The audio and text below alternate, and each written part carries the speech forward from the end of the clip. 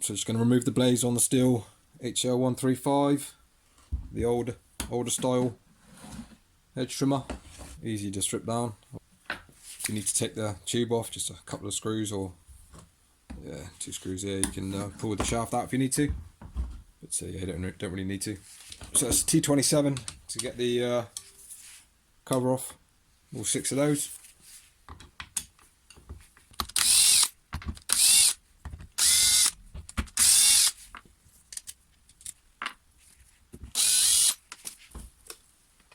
And I'll go careful when taking this off.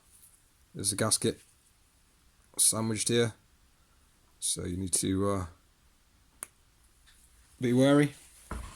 If it isn't coming off, either choose to leave it on here or have it come off with the cover, but choose one side and get a sharp knife and just work it under whichever one you're doing.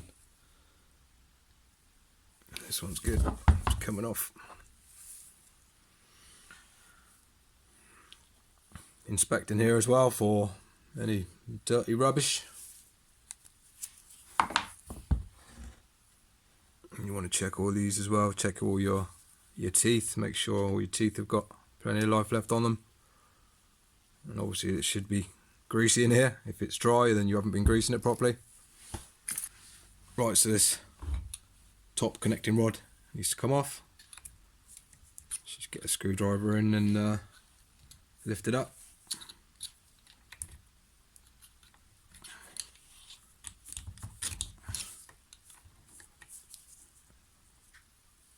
And be careful, it's got roller bearings in here, needle bearings. So it's pretty much these 2 screws you need to undo.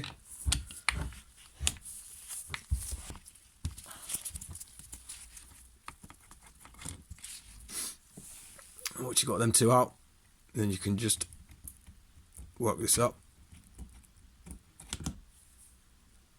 That's just a little debris guard. Stop stuff getting in.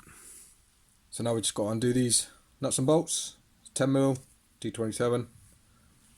I just clamp these in a vise. Just makes it easier.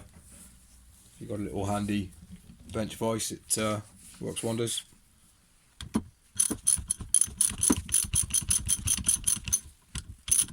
But yeah, just go after the nuts, these bits. So you can rest that on the ground now and then just start taking it apart. And be careful here now as well, you've got loads of spaces in here, so you want to not lose those. So that blade can come off. And that blade. And you're left with your bottom bar. So yeah, you can lift these little spaces or sleeves up.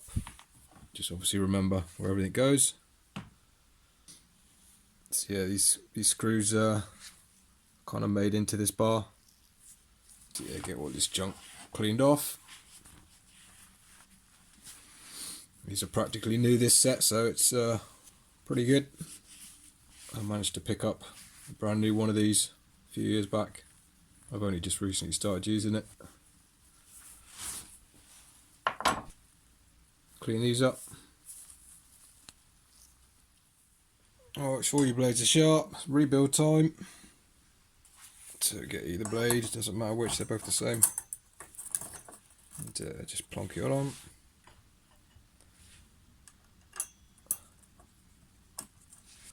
Put all your little spacers back in. I like to give it a little squirt of WD-40 or something like that.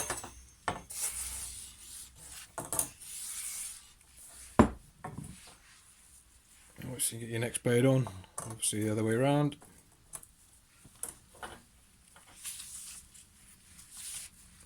And again, scrape this off if you've got debris on it. This one's pretty good.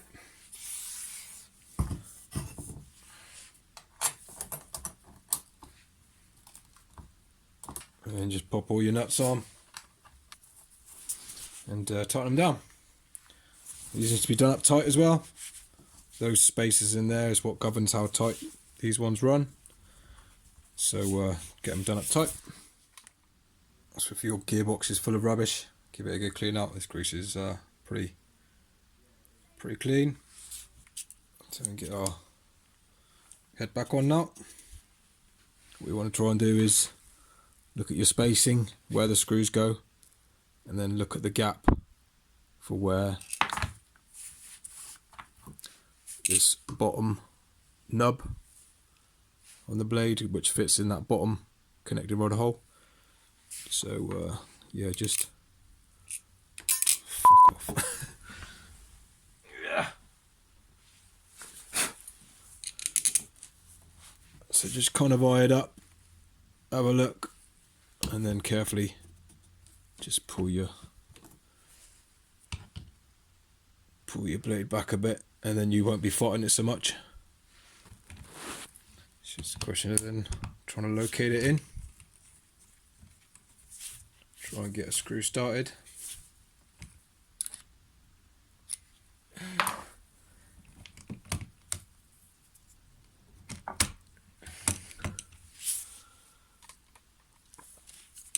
That's probably the most awkward part, is getting that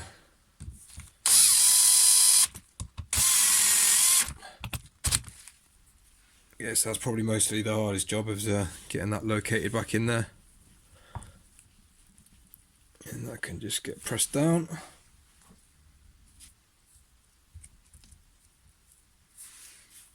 And our top blade can just get on.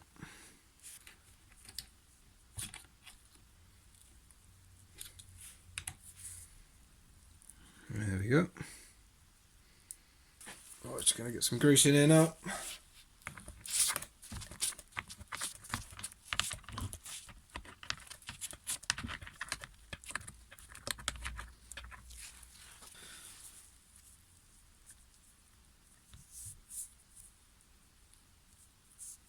Just work it around with my finger, in and around these connecting rods and gears.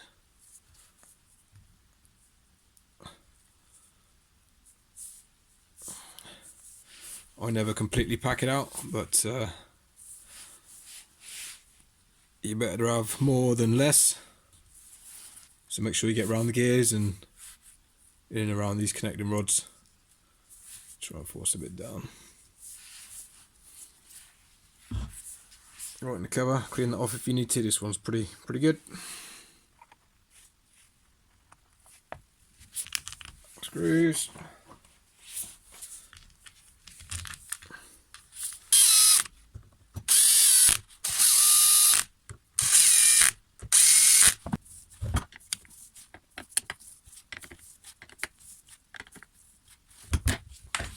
While we're here, we may as well just give this a quick grease. The articulating head.